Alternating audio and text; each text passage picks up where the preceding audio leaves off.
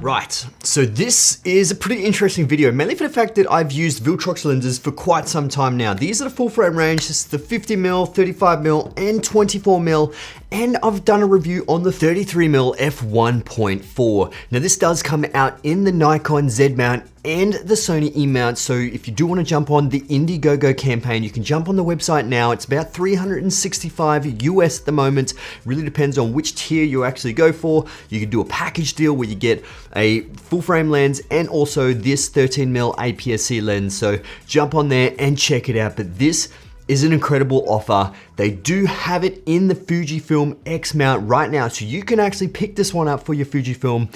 It really depends obviously what system you have, so jump on there and check it out. Now the only other lens that kind of rivals this is my Sigma 16mm f1.4. It's not as wide, it's kind of like a 24mm full frame equivalent, whereas this is a 20mm full frame equivalent. So if you are a vlogger, if you're a landscape photographer, if you're an architecture photographer, this could be an absolute game changer for your kit.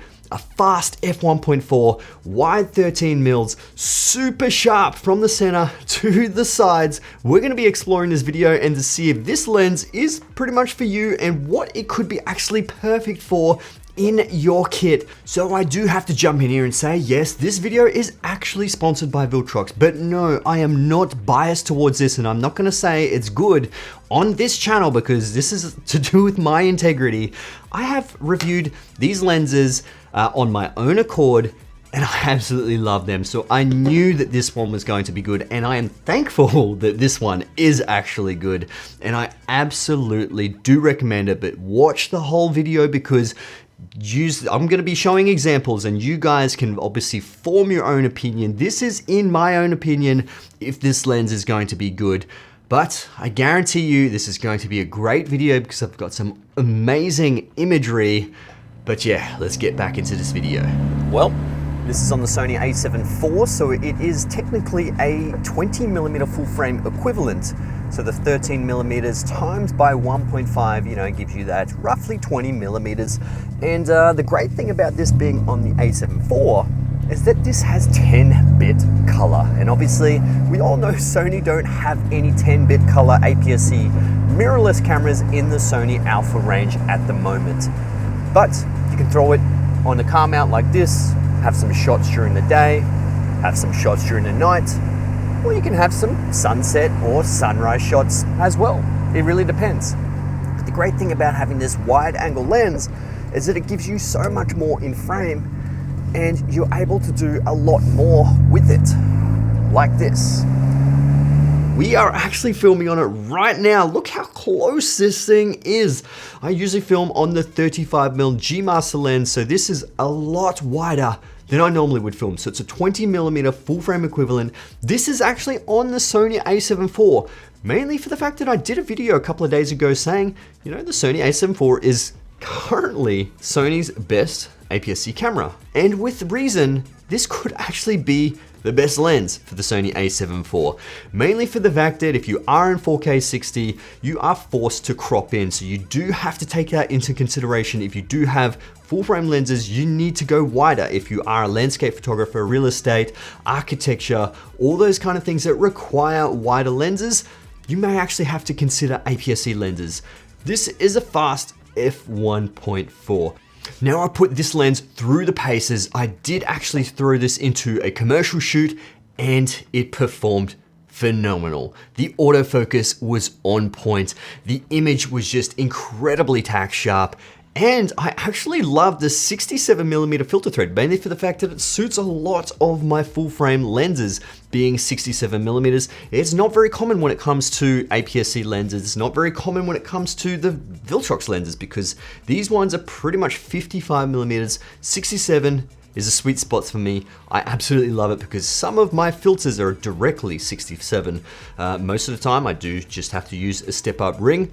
Doesn't matter if you do have 55, step-up rings, cheap as chips on Amazon anyway.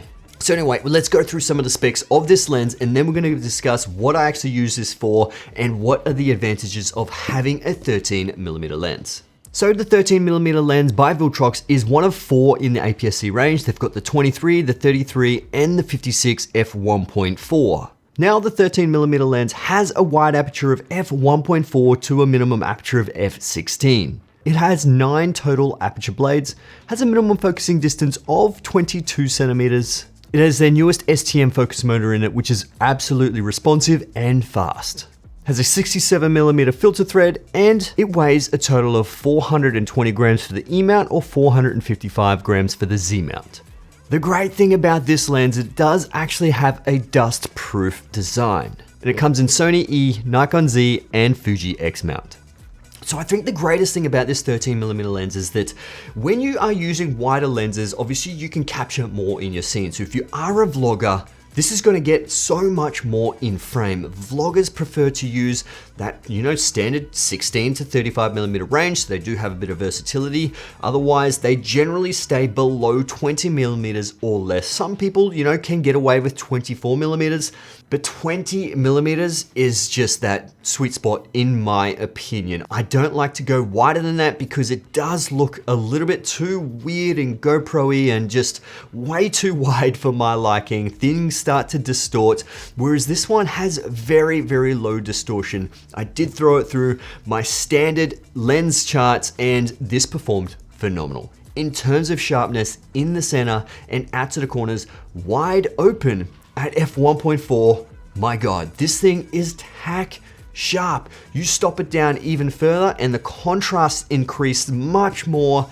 Sharpness, obviously the sharpness can't really increase much more because it's already sharp. Sure, it is just like a hair off in the corner at f1.4. Stop it down to f1.6 or f1.8, sharpens up. It's phenomenal through the whole range. When it comes to the f16, in terms of the lowest aperture, it's still perfectly fine. It does lose a little bit of contrast when it comes to lens diffraction.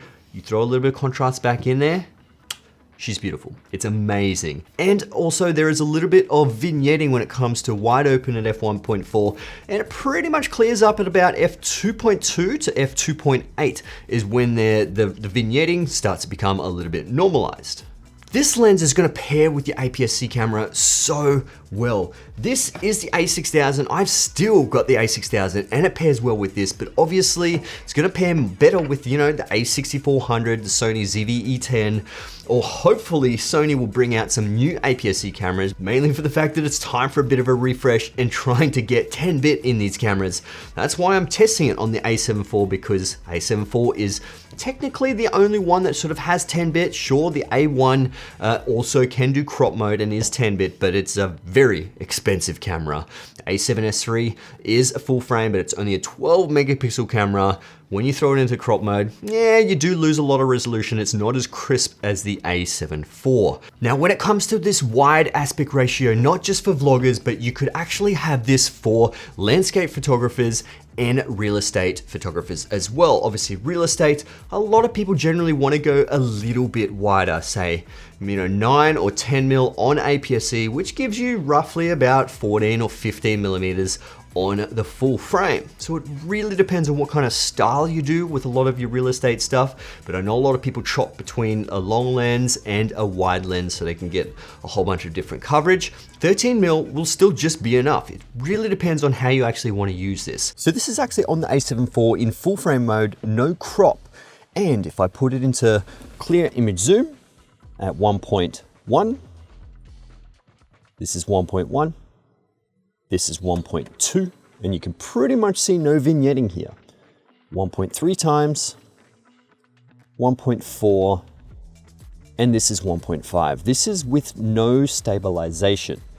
So this is with IBIS on now. No clear image zoom, full frame mode, and I'm gonna put active steady shot on as well. So that's going to punch in just a little bit more.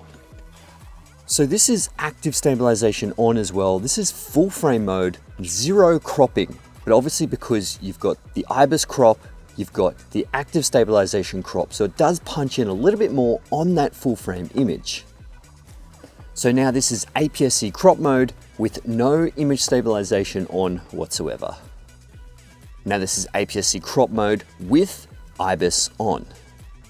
Now this is APS-C crop mode with IBIS and active steady shot on, so it does crop in a lot more here. But you just have to be aware, obviously, in clear image zoom, you do lose some of the functions like touch tracking, sometimes eye autofocus, but it still has face tracking. So it really depends on your style of shooting. Do you shoot manual? Do you shoot autofocus?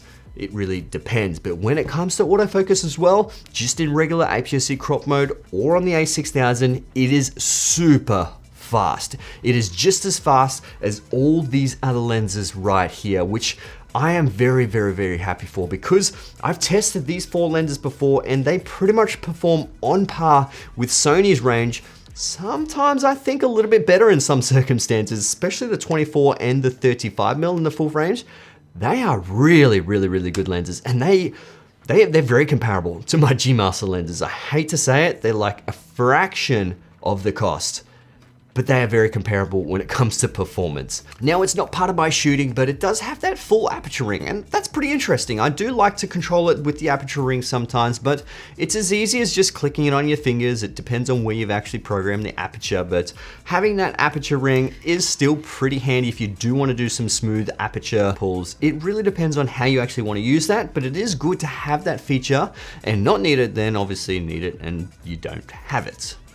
Now, overall, my recommendations are obviously quite good, because I've had a great experience with these lenses. I've had a great experiences with all of these lenses. They have performed so good, especially for the price. It just really blows my mind how they're actually making these so cheap, yet they just perform just as good as, like, you know, your Sony G Master lenses. It blows my mind. It's pretty crazy. But it is great for us consumers because of the fact that we obviously can spend less on these. We can buy more of these Viltrox lenses for the price of a G Master lens. Like, that blows my mind, and that is absolutely great for us. But what do you guys think? Will you be picking this one up? This is on Indiegogo at the time of this video right now, so jump on there, place your order. I guarantee you'll actually love this. If you're after a 13mm lens, I guarantee you'll absolutely love this for your APS-C camera, or you know, your full frame Sony A7IV. Put it into crop mode. It's up to you how you actually want to use this. But yeah, that's it from me, guys. I hope you enjoyed this video. If you did, give it a thumbs up. That'd be absolutely amazing. Subscribe to my YouTube channel if you already haven't. Hit that bell notification so you can be notified when my next videos come out. I'll see you guys in the next one. All right, let's get it.